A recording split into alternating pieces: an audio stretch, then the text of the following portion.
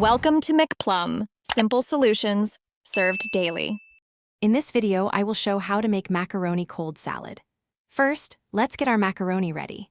You'll want to boil about 8 ounces of elbow macaroni in well-salted water until it's perfectly al dente, which usually takes around 7 to 9 minutes. Once cooked, drain it really well and give it a good rinse with cold water. This stops the cooking process and helps cool it down quickly, which is crucial for a great cold salad. Now for the heart of our salad, the dressing.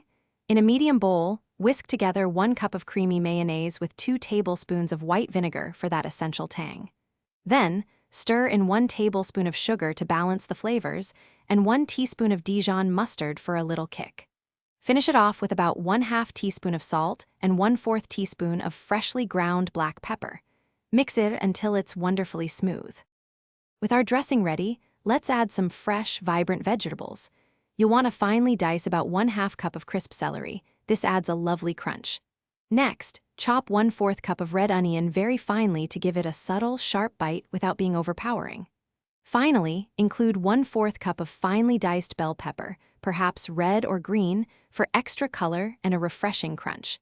These ingredients really elevate the salad. Now it's time to bring everything together.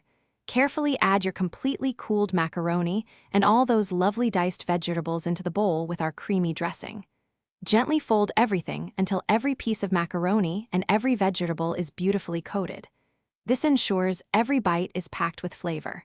Once mixed, cover the salad and refrigerate it for a minimum of 2 hours. Chilling allows the flavors to meld perfectly. Thanks for watching. Stay juicy and subscribe.